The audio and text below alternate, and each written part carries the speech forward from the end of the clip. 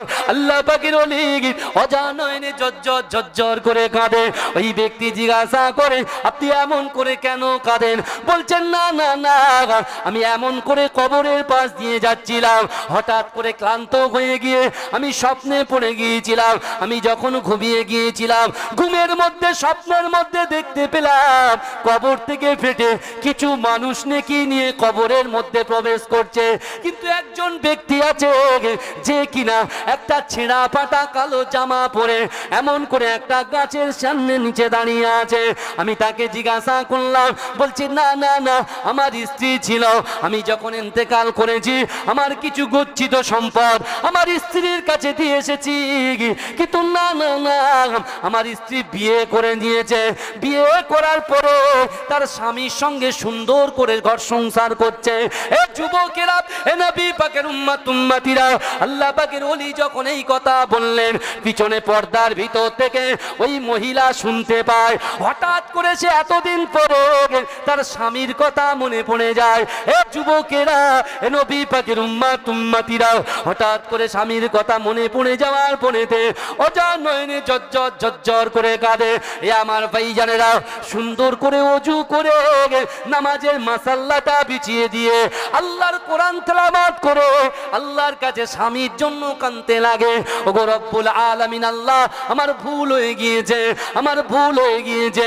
ওগো রব্বুল আলামিন, আল্লাহ আমার স্বামীকে আপনি ডেকে নিয়েছেন, আপনি আমার স্বামীকে যে লোকে ডাকবেন আল্লাহ তাকে আপনি শান্তিতে রাখেন। এ যুবকেরা, এ নবী পাকের উম্মত উম্মতিরা, ওই সময়টা ওই মহিলাটা নামাজ শেষ করে দিয়ে তার স্বামীকে ডেকে বললেন, না না না, এই নিন কিছু অর্থ আছে, এই অর্থগুলো ওই আল্লাহর ওলির হাতে তুলে দেন, আর আল্লাহর ওলিকে বলেন সে যেন এটাকে সাদকা করে এমন করে আমার স্বামীর জন্য একটু দোয়া করে দেয়। এ যুবকেরা, এ নবী পাকের উম্মত উম্মতিরা, একটু ভালো করে বোঝার চেষ্টা করেন। আল্লাহ পাকের ওলির হাতে এমত অবস্থায় গচ্ছিত সম্পদটা সুন্দর করে তুলে দিলেন। এ যুবকেরা, আল্লাহ পাকের ওলি হযরত সালেহ মুররি রাহমাতুল্লাহ আলাইহি সেই পয়সাটাকে, সেই অর্থটাকে সাদকা করে দিলেন। ও যুবকেরা, অনেক দিন হয়ে যায় সাদকা দেওয়ার পরে আবার ওই কবর দিয়ে বহুদিন পরে সে যখন রাস্তা দিয়ে হেঁটে হেঁটে যায়, ওই কবরের পাশ দিয়ে হেঁটে হেঁটে যায়। হে মুসলমান ঘরের ছেলেরা, একটু ভালো করে বোঝার চেষ্টা করেন।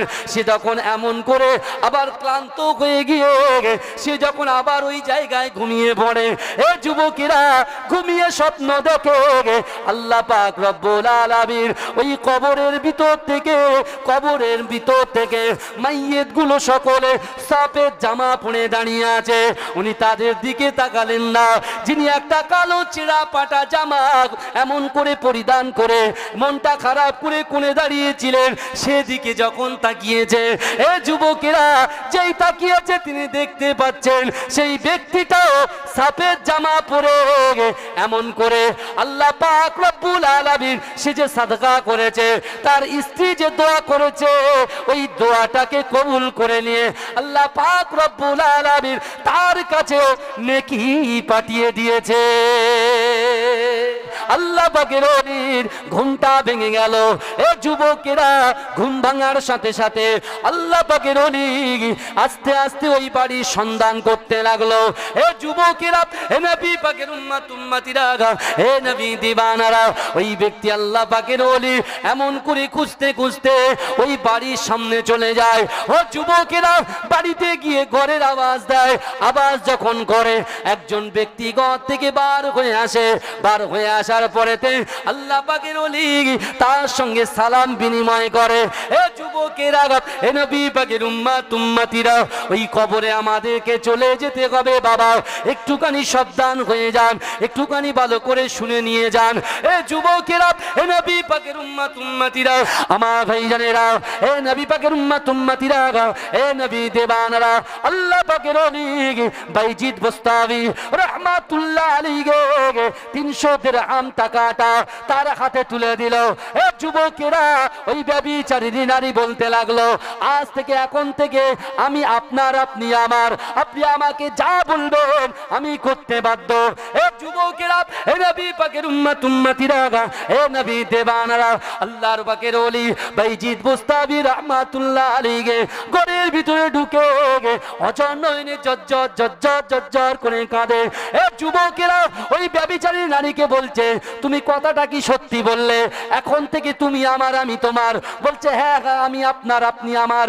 ও যুবকেরা, এ নবী পাকের উম্মত উম্মতিরা, বাইজিদ বুস্তামি রাহমাতুল্লাহ আলাইহি বলল, তাহলে এখন যে কথা আমি আপনাকে বলবো আপনি কি শুনবেন? বলছে, হ্যাঁ হ্যাঁ, আমি শুনতে বাধ্য, কারণ আপনি তো আমাকে 300 দিরহাম আমার টাকাটা দিয়ে দিয়েছেন। এ যুবকেরা, আল্লাহ পাকের ওলি বাইজিদ বুস্তামি রাহমাতুল্লাহ আলাইহি ওই ব্যভিচারিণী নারীকে বলেছিল, যাও যাও, সর্বপ্রথমে তুমি গোসল করে এসো, গোসল করার পরে ওযু করে সুন্দর কাপড় চোপড় পরে আমার সামনে হাজির হও। ও যুবকেরা, এ নবী পাকের উম্মত উম্মতিরা, ওই ব্যভিচারিণী নারী বাইজিদ বুস্তামির কথা শুনে এমন করে সুন্দর করে গোসল করলেন। এ যুবকেরা, এ নবী পাকের উম্মত উম্মতিরা গোসল করার পরে ওযুটা ভালোভাবে করলেন। ওযু করে বাইজিদ বুস্তামি নিজের প্যাকেট থেকে নামাজের মাসাল্লাটা বিছিয়ে রেখেছে। এ যুবকেরা, ওই পতিতালয়ের নারী, ওই ব্যভিচারিণী নারীটা সুন্দর করে গোসল করে ওযু করে এমন করে বাইজিদ বুস্তামি রাহমাতুল্লাহ আলাইহির সামনে সুন্দর পোশাক পরে হাজির হয়ে গেলেন। ও যুবকেরা, হে নবী পাকের উম্মত উম্মতিরা, বাইজিদ বুস্তামি ওই ব্যভিচারিণী নারীকে বলেছিল, এই নামাজের পাটিতে তুমি বসে যাও। এ যুবকেরা, হে নবী পাকের উম্মত উম্মতিরা, আল্লাহর কোরআন জানিয়ে দিয়েছে, উদউনি ওয়াস্তাজিব লাকুম, হে বান্দা তোমরা আমার কাছে চাও। আল্লাহ বলেছে, লা তাকনাতু বিরহমাতিল্লাহ, ইন্নাল্লাহা ইয়াগফিরুয যুনুবা জামিয়া, ইন্নাহু হুয়াল গফুরুর রহিম।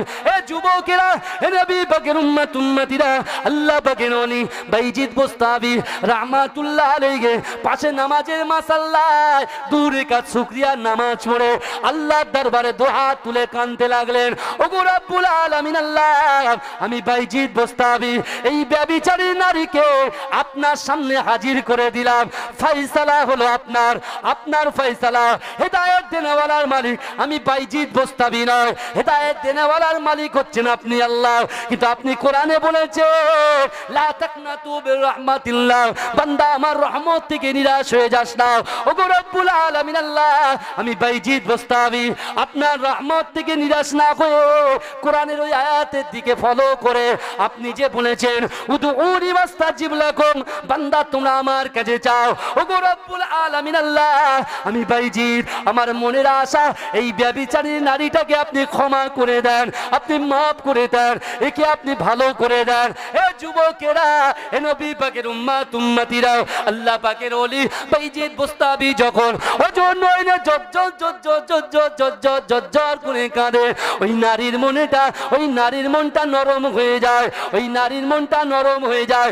নারীটা মনে মনে চিন্তা করে, না না, দুনিয়ার জমিনে কত ছেলে এসেছে, আমাকে কখনো এই রাস্তা দেখায় না, সকলে মজা নিয়ে বেরিয়ে গেছে, কিন্তু বাইজিদ বুস্তামি সে আমার কবরের কথা চিন্তা করে, সে আল্লাহর ভয় দেখায়, রাসূলুল্লাহর মহব্বত করতে বলে।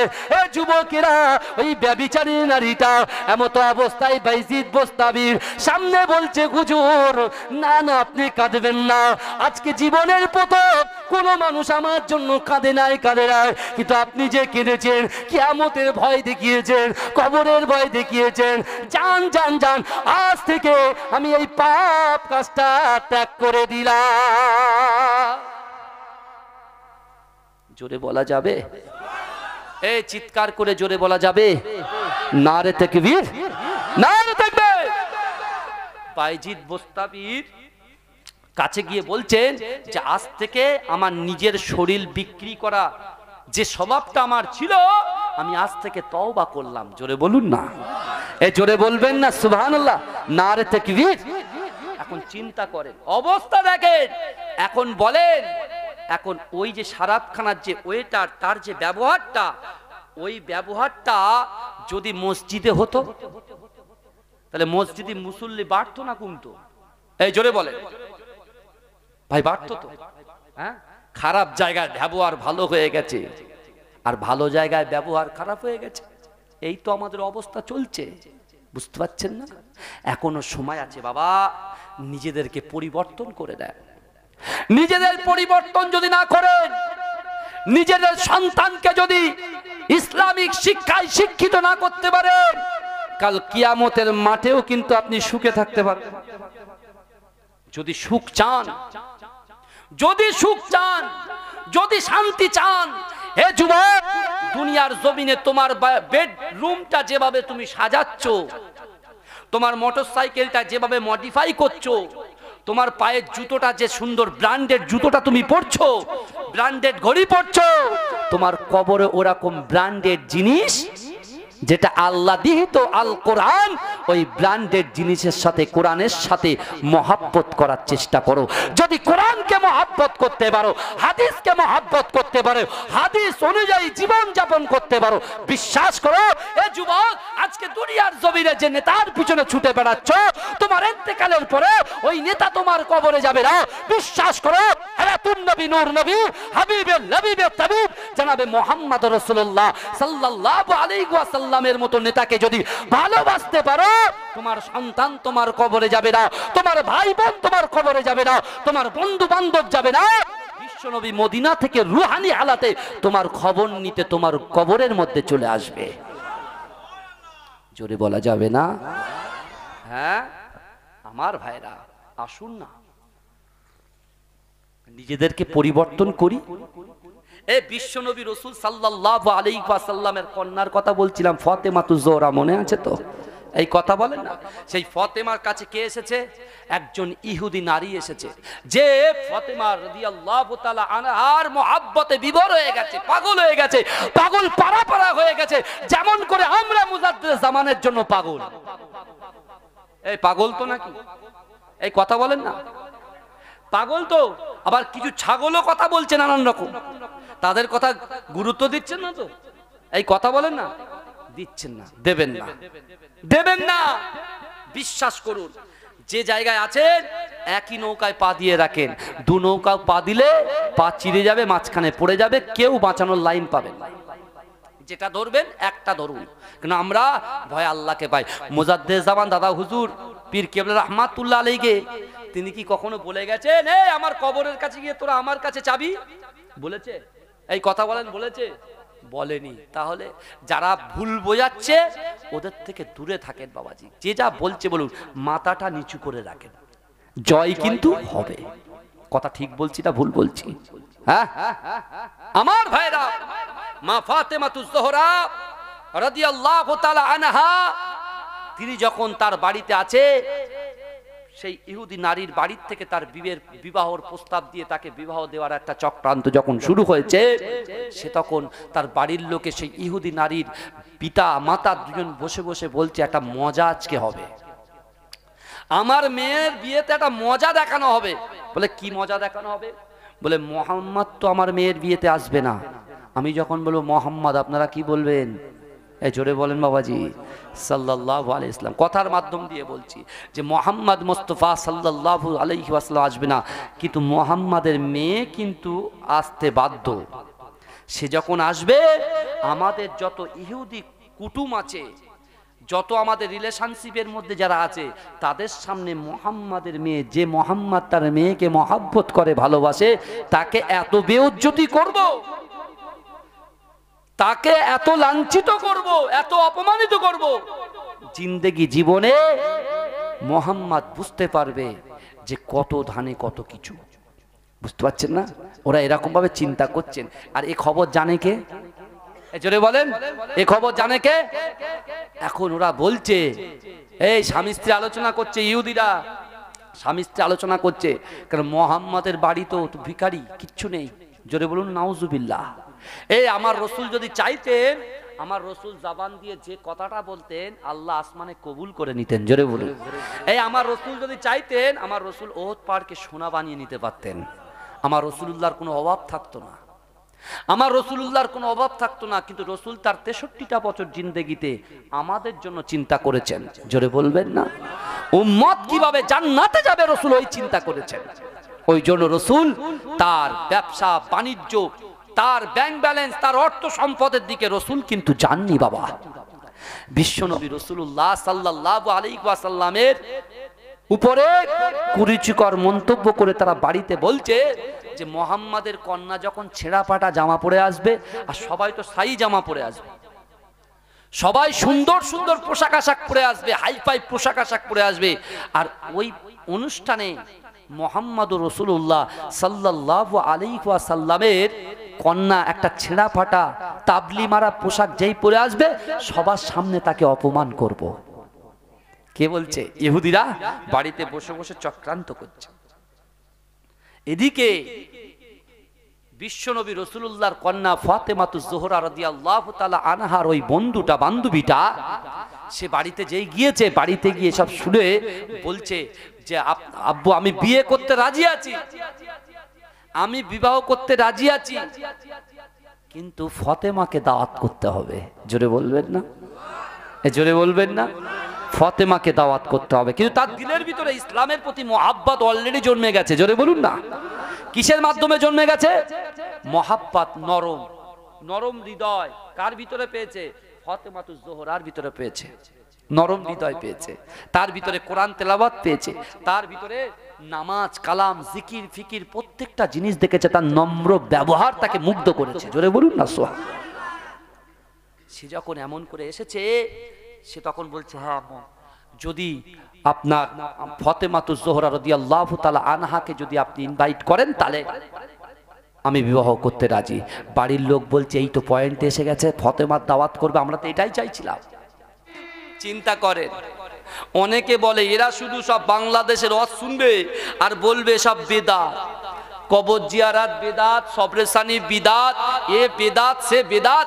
বেদাত করে করে করে করে ইসলামটাকে ছোট করার চেষ্টা করছে, খাটো করার চেষ্টা করছে, হ্রাস করার চেষ্টা করছে। এই কথা ঠিক বলছি না ভুল বলছি? এই কথা বলেন না। বিশ্ব নবী রাসূল সাল্লাল্লাহু আলাইহি ওয়াসাল্লাম তিনি এমন করে সাহাবাদেরকে ওই জন্য এই হাদিসটাকে বলে গিয়েছিলেন যে ইজা মাতাল ইনসানু ইনকাতা আনহু আমালুহু ইল্লা মিন সালাসাতিন ইল্লা মিন সাদাকাতিন জারিয়াতিন আও ইলমিন ইয়ানতাফাউ বিহি আও ওয়ালাদিন সালিহিন ইয়াদউ লাহু। আল্লাহ রাসূল বলছে তুমি ইন্তেকালের আগে, মৃত্যুর আগে তিনটে জিনিস করে যাও। তিনটে জিনিস করে যদি তুমি কিয়ামতের মাঠে অর্থাৎ কবরে যাও, আল্লাহ অটোমেটিক কবরে আল্লাহ সওয়াব দিয়ে দেবে। জোরে বলে, জোরে বলা যাবে না? তো আমার ভাইরা, এখন আজকে আমাদের বন্ধুত্ব কাদের সাথে? আমাদের সম্পর্ক সম্বন্ধ কাদের সাথে? আপনি যদি কোনো গায়ের কম আপনার বন্ধু হয়, আপনার যদি কোনো গায়ের কম বন্ধু থাকে, আপনি যতই তাকে মিষ্টি খাওয়ান, যতই তাকে আপনি বাগদা চিংড়ি খাওয়ান, যতই তাকে আপনি গলদা খাওয়ান, যতই তাকে আপনি হাইফাই ফ্রুট খাওয়ান, বিশ্বাস করুন সে সাময়িক সময়ের জন্য তোমার দিকে তাকিয়ে মুচকে হাসবে, কিন্তু পিছনে বিরোধিতা করবে। ও তখনই খুশি হবে যখনই তোমার ইসলামটাকে পরিবর্তন করে তাদের ধর্মে যাবে, তখন খুশি হবে। তার আগে তারা খুশি হবে না। এ বুঝতে পারছেন কথা? তার আগে খুশি হবে না। কিন্তু আমাদের বন্ধুত্ব এমন একজন মানুষের সঙ্গে, এমন লোকেদের সঙ্গে হয়ে যাচ্ছে তারা আমাদের হাত ধরে ইহদিনাস সিরাতাল মুস্তাকিমের পথে নিয়ে যাবার কথা, তারা ইহদিনাস সিরাতাল মুস্তাকিম থেকে বঞ্চিত করে কুপথের দিশায় নিয়ে যাচ্ছে। আমার ভাইরা, আল্লাহ রাসূল সাল্লাল্লাহু আলাইহি ওয়াসাল্লামের সাহাবারা কত কষ্ট করেছিলেন, কত মেহনত করেছিলেন। হে যুবকেরা, ভালো করে বোঝার চেষ্টা করেন। আর আমাদের সম্পর্কটা যদি ইসলামের জন্য হয়, রাসূলুল্লাহর মুহাব্বতের জন্য হয়, কোরআনের জন্য হয়, আপনার যদি একটা সংকল্প থাকে যে রাসূল তো দ্বীনের দাওয়াত দিয়েছিল, এই রাসূল তো দ্বীনের দাওয়াত দিয়েছিল কাদের কাছে? মুসলমানদের কাছে, বেদুইনদের কাছে, ইহুদি নাসরা খ্রিস্টানদের কাছে আল্লাহর রাসূল দ্বীনের দাওয়াত দিয়েছেন। তারা কি করেছেন? রাসূলুল্লাহকে যাচাই বাছাই করেছেন, রাসূলুল্লাহকে যাচাই বাছাই করেছেন, রাসূলুল্লাহকে পরীক্ষা করেছেন। তারা পরীক্ষা নেবার পরে রাসূল পরীক্ষায় উত্তীর্ণ হয়েছে, তারপরে তারা কি করেছেন? ঈমান এনেছেন।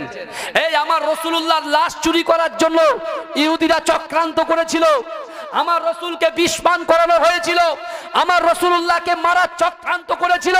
কিন্তু আমার ভাইয়েরা ভালো করে বোঝার চেষ্টা করেন, আমার রসুলুল্লাহর যে আখলাক ছিল, আমার রসুলুল্লাহর যে চরিত্র ছিল, আমার রসুলুল্লাহর যে ক্যারেক্টার ছিল, আমার রসুলুল্লাহর যে ব্যবহার ছিল, আমার রসুলুল্লাহর যে আচার আচরণ ছিল, এ যুবকেরা বিশ্বাস করেন আমার রসুলুল্লাহর আচার আচরণে মক্কার যত বড় বড় কাফের বেঈমান বেদুইনরা ছিল তারা আমার রসুলুল্লাহকে আল আমিন বলে ডাকতো। জোরে বলুন না সুবহানাল্লাহ। এ জোরে বলা যাবে না সুবহানাল্লাহ? আল আমিন বলে ডাকতো। কেন আল আমিন বলে ডাকতো? বিশ্বনবী রাসূলুল্লাহ সাল্লাল্লাহু আলাইহি ওয়াসাল্লামের রাসূল যে উটটাকে রাসূল চড়তেন, আমার দয়ার নবী মোস্তফা জানে রহমত যে উটের পিঠে সওয়ার হয়ে এক জায়গা থেকে আর এক জায়গায় স্থান পরিবর্তন করতেন, ওই উটটা হঠাৎ করে হারিয়ে গেছে। এই বুঝতে পারছেন? উটটা যখন হারিয়ে গেছে, এই দেখেন কাফের বেঈমানগুলো মজা নেওয়া শুরু করে দিয়েছে যে মোহাম্মদ তো বলছে আমি আল্লাহ পাকের নবী। আমি যখন বলো মোহাম্মদ আপনারা কি বলবেন? এই জোরে বলেন বাবাজি, সাল্লাল্লাহু আলাইহি ওয়াসাল্লাম। তেমত অবস্থায় বিশ্বনবী রাসূল সাল্লাল্লাহু আলাইহি ওয়াসাল্লাম মসজিদুল হারাম কাবা বাইতুল্লাহ শরীফের পাশে রাসূলুল্লাহ বসে আছেন। রাসূলুল্লাহর উট হারিয়ে গেছে। উট যখন হারিয়ে গেছে, ওদিকে বড় বড় গোত্রের মানুষেরা যারা রাসূলকে নবী বলে মেনে নেয়নি, যারা আমার দয়ার নবীকে নবী বলে মানেনি, এরা সব ব্যঙ্গ করছে কাদেরকে? যারা রাসূলকে মেনেছে তাদেরকে বলছে, শোন কি ব্যাপার, তোরা বলিস রসুল সব জানে, তো রসুলুল্লাহর উট হারিয়ে গেছে, তো রসুল বলতে পারছে না? তোমাদের মোহাম্মদ রসুলুল্লাহকে নবী বলে তোমরা মানো, উটটা যে হারিয়ে গেছে তোমরা খুঁজছো, তোমাদের লজ্জা লাগে না? বলছে কেন? বলছে কেন? তোমার নবী নাকি সব জানে, তো তোমার নবীর উট কোথায় হারিয়ে গেছে সেটা তোমার নবী জানে না? তা সাহাবারা কথাটা খেয়ে নিয়েছে, গিলে নিয়েছে। শয়তান তো চারিদিকে গিজগিজ করছে। এ ঈমান শেষ করার জন্য মা শয়তান চারিদিকে গিজগিজ করছে। কিন্তু আমার ভাইরা বিশ্বনবী রাসূল সাল্লাল্লাহু আলাইহি ওয়াসাল্লাম যখন এমন করে সাহাবারা রাসূলুল্লাহকে ঘিরে ধরে বলছেন, ইয়া রাসূলুল্লাহ, ইয়া হাবিবাল্লাহ হুজুর, ওই রাস্তা দিয়ে হেঁটে হেঁটে আপনার উটটাকে খুঁজতে যাচ্ছিলাম, আর ইহুদিরা, এই নাসারা, বেঈমানেরা, কাফেরেরা এরা আমাদেরকে ধরে এরা বলছে যে মুহাম্মাদের উট হারিয়ে গেছে, তোমরা খুঁজতে বেরিয়েছো, তোমার মুহাম্মদ তো জায়গায় বসে বলে দেয়। তা আল্লাহ রসুল মুচকে মুচকে হাসলেন। জোরে বলুন না, এ জোরে বলা যাবে না? এ চিৎকার দিয়ে বলা যাবে না সুবহানাল্লাহ? তাকবীর তোলেন না, নারে তাকবীর, নারে তাকবীর। এখন বিশ্বনবী রাসূলুল্লাহ চোখটা বুজিয়ে বলছে, রে আমার সাহাবারা যাও, আমার উটটা অমুক পাহাড়ে অমুক গাছে আমার উটের রশিটা বেঁধে গেছে বলে সে আসতে পারছে না, ওকে নিয়ে এসো। জোরে বলুন। এখন সাহাবারা একদম ব্যাপক খুশি হয়ে গেছে। খুশি হয়ে সাহাবারা গিয়েছেন, গিয়ে আল্লাহর রসুল যেভাবে যে জায়গাটা মেনশন করে দিয়েছেন ওই জায়গাটাই উটটা দাঁড়িয়ে আছে। জোরে বলুন। এই জোরে বলা যাবে না সুবহানাল্লাহ? কিন্তু আমার ভাইরা বিশ্ব নবী রাসূলুল্লাহ হাবিবে লাবিবে তাবিব জনাবে মুহাম্মদ রাসূলুল্লাহ সাহাবারা আল্লাহর রাসূলকে বলছি, ইয়া রাসূলুল্লাহ, ইয়া হাবিবাল্লাহ হুজুর, উটটাকে সাথে করে নিয়ে এসে রাসূলুল্লাহকে বলছে, ইয়া রাসূলুল্লাহ, আপনি বলেন উটটা আপনি যে জায়গায় বলেছিলেন, যে জায়গায় মেনশন করেছিলেন, যে গাছের কথা বলেছিলেন, ঠিক ঠিক ঠিক ঠিক জায়গায় কিন্তু উটটাকে আমরা পেয়েছি। জোরে বলুন না সুবহানাল্লাহ? এই জোরে বলবেন না? আল্লাহর রসুল নিজে অহংকার করেননি। আল্লাহর রসুল বলেছেন, আমার সাহাবারে এটাতে খুব খুশি হওয়ার কোনো প্রয়োজন নেই, আমার আল্লাহ আমাকে বলেছেন, আর আল্লাহর বলাতে আমি তোমাদেরকে বলেছি। জোরে বলুন, এই জোরে বলুন না সুবহানাল্লাহ? এখন সাহাবারা ওই পাশ দিয়ে যাচ্ছেন, ইহুদিগুলোর মুখ পুরো চুন হয়ে গেছে। এই ইহুদিদের মুখ চুন হয়ে গেছে। এরা বলছে কার পাল্লায় পড়লাম, কার পাল্লায় পড়লাম? বিশ্বনবী রাসূল সাল্লাল্লাহু আলাইহি ওয়াসাল্লামের আখলাক দেখেন, চরিত্র দেখেন। আল্লাহর রাসূলকে তাদের তো অ্যাটাক করতে পারতেন কি পারতেন না? কথা বলেন, পারতেন কি পারতেন না? আমার ভাইজানেরা, এ নবী পাকের উম্মত উম্মতিরা, এ নবী দেওয়ানরা, বন্ধুত্ব কাদের সঙ্গে করতে হবে? এ আমার ভাইজানেরা, হযরতে মা ফাতেমাতুজ জোহরা রাদিয়াল্লাহু তাআলা আনহা, আমার রাসূলুল্লাহর কন্যা, জান্নাত রানী নবী নন্দিনী মা ফাতেমাতুজ জোহরা রাদিয়াল্লাহু তাআলা আনহা এমন করে ঘরের ভিতরে কোরআন তেলাওয়াত করে। এ যুবকেরা, মা ফাতেমাতুজ জোহরা রাদিয়াল্লাহু তাআলা আনহা নামাজ আদায় করে। ও যুবকেরা, মা ফাতেমাতুজ জোহরা রাদিয়াল্লাহু তাআলা আনহা পিছনে একটা বাগানে ঘুরতে যায়। এ যুবকেরা, এ নবী পাকের উম্মত উম্মতিরা, ওই বাগানের ভিতরে একজন ইহুদির মেয়ে, সে এমন করে ফাতেমাতুজ জোহরা রাদিয়াল্লাহু তাআলা আনহা যে বাগানের ভিতরে বিচরণ করে, ওই বাগানে আবার সে এমন করে ঘুরতে আসে। এ যুবকেরা, এ নবী পাকের উম্মত উম্মতিরা, মা ফাতেমাতুজ জোহরা রাদিয়াল্লাহু তাআলা আনহার আখলাক দেখে, মা ফাতেমাতুজ জোহরার চরিত্র দেখে, মা ফাতেমাতুজ জোহরা নরম হৃদয় দেখে, ওই ইহুদির মেয়েটা মা ফাতেমাতুজ জোহরাকে মুহাব্বত করে ফেললেন, ভালোবেসে ফেললেন। এ যুবকেরা, এ নবী পাকের উম্মত উম্মতিরা, মা ফাতেমাতুজ জোহরা রাদিয়াল্লাহু তাআলা আনহা ঘোড়ার সঙ্গে সঙ্গে, ঘোড়ার ফাঁকে ফাঁকে তিনি যখন গুনগুন গুনগুন করে কোরআন তেলাওয়াত করত, এ যুবকেরা, ওই কোরআন তেলাওয়াত শোনার জন্য ওই ইহুদি নারী পাগল পারা হয়ে যেত। জোরে বলেন, জোরে বলা যাবে না সুবহানাল্লাহ? ভালো করে বুঝবেন, সহায় কিন্তু আল্লাহ হবে কখন? যখন আপনি ইমানদার হবেন, ইমানদার যখন আপনি মুমিন হবেন, যখন আপনি মুত্তাকিন হবেন, যখন আপনি আপনার চরিত্রটাকে নম্র ভদ্রস্থ জায়গায় নিয়ে যাবেন, তখনই দেখবেন মানুষ আপনার দেখে খুশি হবে, আপনার কাছে জিজ্ঞাসা করবে, ভাইজান এই নামাজটা আমি পড়তে জানি না, এই কোরআন পড়তে জানি না, কিভাবে কোরআন পড়লে কোরআনটা সহি পড়া যাবে? লোক আপনার কাছে এসে জিজ্ঞাসা করবে। আর আপনি যদি অহংকার করেন, অহমিকা করেন, লোক কিন্তু আপনার থেকে কেটে বেরিয়ে যাবে, আপনি বুঝতে পারবেন না। কথা ঠিক না ভুল? আপনারা বলেন না অহংকারী মানুষদেরকে আমরা পছন্দ করি? কথা বলেন, আমরা নম্র মানুষকে পছন্দ করি, ভালো মানুষকে পছন্দ করি, তাই তো নাকি? তা বিশ্বনবী রাসূলুল্লাহ সাল্লাল্লাহু আলাইহি ওয়াসাল্লামের সঙ্গে সম্পর্ক তৈরি করছে একজন ইহুদি মহিলা। তার বাপ ইহুদি, তার মাও ইহুদি, কিন্তু সেই মহিলা যখন মা ফাতেমাতুজ জোহরা রাদিয়াল্লাহু তাআলা আনহার সঙ্গ থেকে দূরে চলে যায়, তখন সে বাড়িতে গিয়ে যে কাজ করে আনবোলা হয়ে যায়, অর্থাৎ মা ফাতেমাতুজ জোহরার দিকে তার মনটা পড়ে থাকে। জোরে বলুন, জোরে বলবেন না? এরকম ভাবে পড়তে পড়তে পড়তে পড়তে মা ফাতেমাতুজ জোহরা রাদিয়াল্লাহু তাআলা আনহার সঙ্গে মিশতে মিশতে মিশতে মিশতে এত বন্ধুত্ব হয়ে যায়, একটা টাইমে ওই মহিলাটা মা ফাতেমাতুজ জোহরা রাদিয়াল্লাহু তাআলা আনহাকে না দেখলে আর ঘরে থাকতে পারে না। জোরে বলুন না সুবহান। জোরে বলা যাবে না? এই মা ফাতেমাতুজ জোহরার অবদান ইসলামের মধ্যে কত আছে জানেন?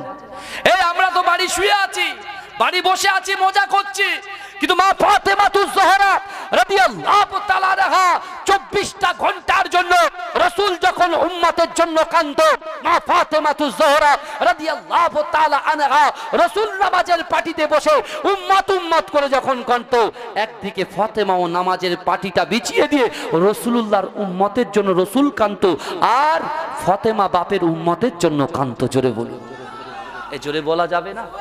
একজন নারী তো সে, একজন নারী। ইসলামের ভিতরে নারীদের যে অবদান, ইসলামের ভিতরে নারীদের যে অবদান বিশ্বনবী রাসূলুল্লাহ দিয়েছেন, সম্মান রাসূলুল্লাহ দিয়েছেন।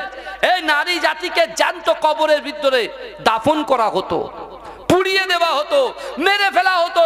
যে মায়ের গর্ভে থেকে সন্তান নারী আসতো তাকে গলা টিপে হত্যা করা হতো।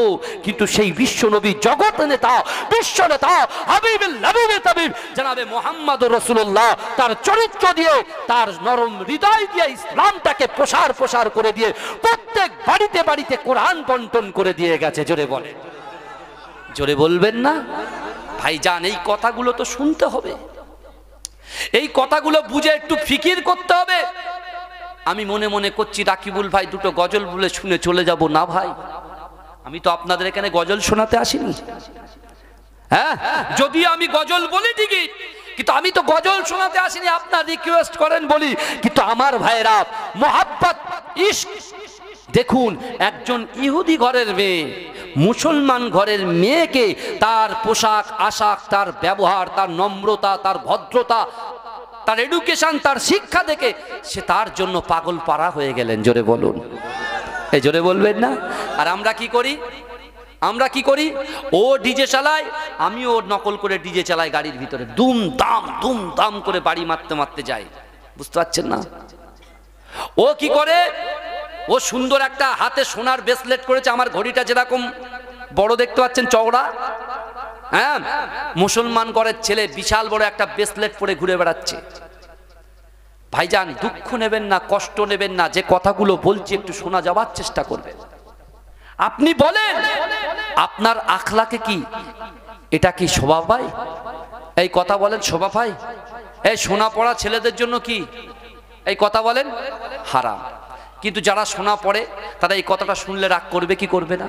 কিন্তু রাগ করলো তো বয়ে গেল। কি এটা তো রাসূলুল্লাহ বলেছেন, সে কথা তো আপনার শুনতেই হবে। কেন কবরেতে আপনি যাবেন, আপনার জন্য স্পেশাল ফোর্স তো পাঠানো হবে না। এখন দুনিয়াতে এমএলএ, মিনিস্টার, মন্ত্রীদের কি আছে? একটা করে 4টে 5টা করে কি আছে বলেন না? গার্ড আছে, গার্ড। তা আপনি কি মনে করেছেন দুনিয়াতে গার্ড আছে বলে কবরেও আপনার গার্ড থাকবে? হ্যাঁ, গার্ড থাকবে? অত সহজ নাকি? আপনি যার পিছনে ঘুরছেন, আপনার মৃত্যুর পরে সে এসে বলবে, ভাই রোদ বেরিয়ে গেছে, তাড়াতাড়ি কর, একে পার্সেল করে কবরে পার্সেল করা। ভাইজান, বিশ্বাস করুন, আখলাকওয়ালা হয়ে যান। নিজের মস্তকটাকে আল্লাহর রাস্তায় ঝুঁকিয়ে দিন, নিচু করে দিন। আপনার অন্তরটাকে, মনটাকে নিচু করে দিন, লোক আপনার জন্য ফিদা হয়ে যাবে। জোরে বলুন। এখন ওই ইহুদি নারী, ওই মহিলা বাড়িতে গেছেন। বাড়িতে গিয়ে সে শুনছে তার বাপ একটা ঘরে মক্কার মানুষদেরকে, মদিনার মানুষদেরকে নিয়ে একটা বৈঠক করছে রাসূলুল্লাহকে কতল করার জন্য, মারার জন্য। আমার দয়ার নবীকে মারার জন্য, কতল করার জন্য একটা মিটিং করছে। আর মা ফাতেমাতুজ জোহরা রাদিয়াল্লাহু তাআলা আনহা, তার ফ্রেন্ড ওই ইহুদি নারী, সে সব শুনেছে। শুনে ফাতেমাতুজ জোহরা রাদিয়াল্লাহু তাআলা আনহার কাছে এসে বলছেন, বন্ধু একটা কথা বলতে চাই আপনার সাথে। আমার আব্বু এভাবে আপনার আব্বুকে মারার জন্য, কতল করার জন্য চেষ্টা করছে। আপনার আব্বু কে মারার জন্য আমার আব্বু মারার চেষ্টা করছে, কতল করার চেষ্টা করছে। তিনি বসে গেছেন। জোরে বলুন না সুবহানাল্লাহ। এ জোরে বলবেন না সুবহানাল্লাহ? ছেলেগুলো বাজে রাস্তায় চলে যাচ্ছে, ছেলেগুলো মদ খাচ্ছে, ছেলেগুলো আড্ডা মারছে, জুয়া খেলছে, তাস খেলছে, লটারি কাটছে। এখন তো এই ওয়াজ করতে গেলেই তো ঝামেলা লেগে যাচ্ছে। মাইকের স্পিকার কেটে দিচ্ছে, এ কেটে দিচ্ছে। তুমি মরবে না? তুমি একবার বলো যে হুজুর আমি 1 সপ্তাহ বেঁচে থাকবে, গ্যারান্টি আপনাকে দিলাম। পারবেন আপনারা? আমি পারবো? পারবো না। বাবাজি বিশ্বাস করুন, ফিরে এসো। ওয়াসারিউ ইলা মাগফিরাতিম মির রাব্বিকুম ওয়া জান্নাতিন আরদুহাস সামাওয়াতু ওয়াল আরদ। আল্লাহ বলছেন, বান্দা তুমি ফিরে এসো, আমি আল্লাহর ক্ষমার দিকে এসো। আমি আল্লাহ তো ক্ষমা করার জন্য প্রস্তুত। জোরে বলুন না। এখন বাইজিদ বোস্তাবি হুজুর যখন বসে আছেন, যুবক ছেলেগুলো আমার মতো, হুজুর যদি লটারির দোকানের সামনে দাঁড়িয়ে থাকে, এই যুবকরা কি আসবে লটারি কাটতে? বলে এই যে সেই রাকিবুল ভাইয়ের সামনে জলসা শুনছিলাম, এই হুজুর দাঁড়িয়ে রয়েছে, মনে মনে করবে, হ্যাঁ হুজুর কি লটারি কাটতে আসলো নাকি? জলসা করে 10-12 হাজার পাচ্ছে, হুজুর কি লটারি কাটছে নাকি চুপি চুপি? হ্যাঁ, আমি বলছি শোনো ভাই, চিন্তা করার কোনো দরকার নেই। হুজুর যদি খারাপ হয়, তুমি একটু সবর করো, আল্লাহর কাছে গিয়ে তুমি সব বুঝতে পারবো। কাঁচ যেরকম আয়নার সামনে দাঁড়ালে যেমন পরিষ্কার আমরা আমাদের সুরাতটা দেখতে পাই, কিয়ামতের মাঠে এরকম আমার মতো হুজুরের সুরাত আপনারা দেখতে পাবেন। আমি কি করেছি না করেছি, কিন্তু বিশ্বনবীর ওসিলায় আল্লাহ আমাদেরকে টিকিয়ে রেখেছে। জোরে বলুন। যদি বলেন হুজুর একটা এক্সাম্পল দেন, একটা এক্সাম্পল, তাহলে একটা এক্সাম্পল নিয়ে যান। বিশ্বনবী রাসূলুল্লাহ যখন কোরআন তেলাওয়াত করছিলেন, একজন নারী এসে রাসূলকে পাথর মারার জন্য রেডি ছিলেন। আবু বকর সিদ্দিকের সামনে রাসূল সাল্লাল্লাহু আলাইহি ওয়াসাল্লাম বসে আছেন। হযরত আবু বকর সিদ্দিক তো অবাক। ওই নারী পাথর উঁচু করে এসে আবু বকর সিদ্দিক রাদিয়াল্লাহু তাআলা আনহুকে জিজ্ঞাসা করছেন, তোমার নবী কোথায় গো? আবু বকর সিদ্দিক রাসূলুল্লাহর দিকে তাকিয়ে মুচকে মুচকে হাসছেন, রাসূলও মুচকে মুচকে হাসছে, জোরে বলুন। সে বাধ্য হয়ে পাথরটাকে আলাদা জায়গায় ফেলে দিয়ে চলে গেলেন, রাগ করতে করতে, কুরুচিকর মন্তব্য করতে করতে রসুল বেরিয়ে গেলেন। এই রসুলুল্লাহ যে মারতে এসেছিল ওই নারীটা বেরিয়ে গেলেন। আল্লাহ রসুলের হাতটা ধরে সিদ্দিক আকবর হযরত আবু বকর সিদ্দিক বলছি, আর রসুল আল্লাহ কেমন ব্যাপার বলেন তো, আমি আপনাকে দেখতে পেয়েছি, নারী আপনাকে দেখতে পেল না। বলছে এই সিদ্দিক আকবর আবু বকর আমার দোস্ত না, আল্লাহ ওর চোখের উপরে একটা পর্দা ফেলে দিয়েছেন, জোরে বলুন। জোরে বলবেন না? কিন্তু আমরাও যে গুনাহ করেছি, কে ফজর পড়েছে, কে জোহর পড়েছে, কে আসর পড়েছে, কে মাগরিব পড়েছে, কে ইশা পড়েছে, কে বেপরদায় ঘরে, আমরা কি কেউ খোঁজ রাখি নাকি? হ্যাঁ, পাশে বসে আছেন, জিজ্ঞেস করেন তো কারোর ক্ষমতা আছে আমি রাকিবুল আজিজ ফজরের নামাজ পড়েছি কিনা? হ্যাঁ, আল্লাহ যদি ওটাকে উইথড্র করতো, ওটা জানিয়ে দিত, তাহলে লোকের প্রতি আর ভরসা থাকতো না। আল্লাহ কি করেছেন, পুরো দায়িত্বটা আল্লাহর হাতে নিয়ে আল্লাহ আমাদের গুনার উপরে একটা পর্দা ফেলে দিয়েছেন, জোরে বলুন। কারো সিলায়, কারো সিলায়, মদিনাওয়ালার সিলায়, জোরে বলুন। এই সেই মদিনাতে যাবার ইচ্ছা আছে তো নাকি? এই সে কাবা শরীফে যাবার ইচ্ছা আছে না নাই? কথা বলেন। বলে হুজুর পকেটে পয়সা নেই, অর্থ নেই, জায়গা নেই, জমি নেই যে বিক্রি করবো আর যাবো। আমি বলছি বিশ্বাস করো, নামাজের পাটি ধরো, ইয়া আইয়ুহাল্লাযীনা আমানুত্তাকুল্লাহ, আল্লাহকে ভয় করো। লা ইউমিনু আহাদুকুম হাত্তা আকুনা আহাব্বা ইলাইহি মিন ওয়ালিদিহি ওয়া ওয়ালাদিহি ওয়ান নাসি আজমাইন। রাসূলকে মহব্বত করো, দেখো তুমি যেতে পারো কি না পারো।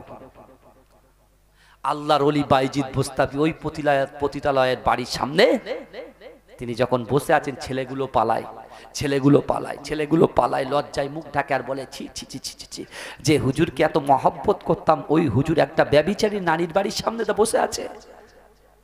হ্যাঁ, এদিকে ওই নারী বলছে, হারা ও দাসীকে ডেকে বলছে, হারা চাকর রে, চাকরানি এদিকে আয়, কি ব্যাপার বলতো, এতক্ষণ তো আমার বহু প্যাসেঞ্জার আসে, বহু কাস্টমার আসে, কিন্তু আজকে কাস্টমার আসছে না কেন, কি ব্যাপার? অনেক মুনাফা লুটতাম এখন। বলছে যা তো বাইরে দেখে আয়, যা, কেন কাস্টমার আসছে না, কোনো কারণ আছে। বাইরে এসে দেখছি ওমা, বাইজিদ বোস্তামি রহমাতুল্লাহ আলাইহি নামাজের মশাল্লা বিছিয়ে তার বাড়ির দরজার সামনে দাঁড়িয়ে আছে, জোরে বলেন। ও পিছন দিয়ে ছুটে গিয়ে বলছে, সর্বনাশ, জিন্দেগিতে আর তোমার কাস্টমার আর হলো না। বলে কেন? বলে অমুক সেই বোস্তান শহরের বাদশা, বোস্তান শহরকে যিনি নিজে একচ্ছত্র, তিনি মানুষকে সেবা দেয়, মানুষকে কুপথের দিশা থেকে সঠিক পথের দিশায় আনয়ন করেন, সেই আল্লাহ পাকের ওলি বাইজিদ বোস্তামি তোমার ঘরের দরজার সামনে বসে আছে। ব্যভিচারী নারী কি করলেন, সুন্দর একটু পর্দা টর্দা টেনে যে নিজের শরীরটাকে ওপেন করে দিত, সে এখন পর্দা করছে আল্লাহর ওলির নাম শুনে, জোরে বলবেন না? জোরে বলবেন না? এমন করে মাথায় ঠিক ওন্না টোন্না দিয়ে এসে বলছেন, আপনি এখানে বসে আছেন কেন? আপনি আমার ব্যবসা নষ্ট করতে এসেছেন। বলছে আমি তো তোমার ব্যবসা নষ্ট করতে আসিনি। বলছে তাহলে কি করতেছে? আপনি জানেন না এই বাড়িতে কি হয়? বলে হ্যাঁ সব জানি।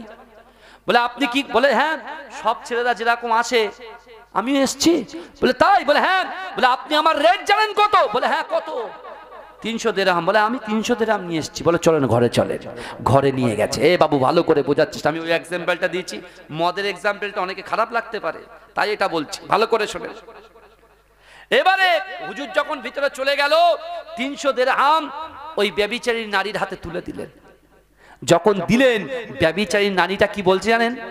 যে অন্য দিনের যুবকরা যেমন আমার হাতে টাকা তুলে দিত, আমি ওদেরকে বলি যে আজ যতক্ষণ তুমি থাকবে ততক্ষণ আমি তোমার, আমি তোমার, তুমি যা বলবে আমি শুনতে বাধ্য, তুমি যা বলবে আমি শুনতে বাধ্য। এ যুবক একটু ভালো করে বোঝার চেষ্টা করে, নিজের নাফসটাকে ছোটে। আমরা গাড়ি চালাই কিন্তু মন পড়ে থাকে সিটি সেন্টারে, আমরা গাড়ি চালাই 6 লাইনে, কোথায়? হাতিশালা 6 লেনে, আর আমাদের মনটা পড়ে থাকে কোথায়? ইকো পার্কে। নাফ চলে গেছে আমাদের আগে, ইকো পার্কে চলে গেছে। বুঝতে পারছেন না? চোখটা সংযত করবেন না, হাতটা সংযত করবেন না, পাটা সংযত করবেন না। হাতটা কে দিয়েছে? আল্লাহ ইচ্ছা করলে যে হাত দিয়ে তুমি হারাম নিচ্ছ, এই হাতটা আল্লাহ প্যারালাইসিস করে দিতে পারে কি পারে না? যে চোখটা দিয়ে তুমি দেখছো, এই চোখটা আল্লাহ সেকেন্ডের মধ্যে অন্ধ করে দিতে পারে কি পারে না? কথা বলেন। আমার আল্লাহ সব পারেন। হলেও আল্লাহর সাহায্য আসবে। কখন আসবে? যখন মায়েরা পর্দা করবে, যখন আমার যুবকগুলো তাস ছাড়বে, জুয়া ছাড়বে, মদ ছাড়বে, পিতামাতার কষ্ট দেওয়া ছাড়বে, বড়দেরকে সম্মান করবে, ছোটদেরকে স্নেহ করবে, স্বামীর হক আদায় করবে, স্ত্রীর হক আদায় করবে, সেই সময় কিন্তু আল্লাহর সাহায্য আমাদের কাছে চলে আসবে ইনশাআল্লাহ। বলেন না ইনশাআল্লাহ?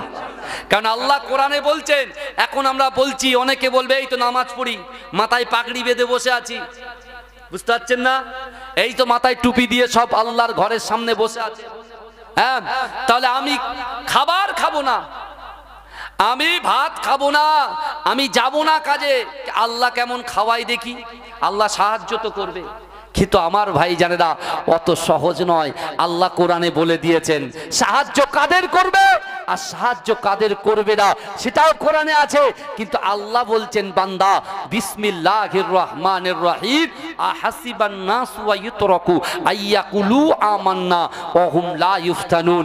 আমার আল্লাহ বলছে, বান্দা তোমরা যারা ঈমান এনেছো, তোমরা কি মনে করো আমি আল্লাহ তোমাদেরকে ছেড়ে দেব? ওয়া হুম লা ইফতানুন, আমি আল্লাহ কি তোমাদের পরীক্ষা করব না? ভালো করে বোঝেন।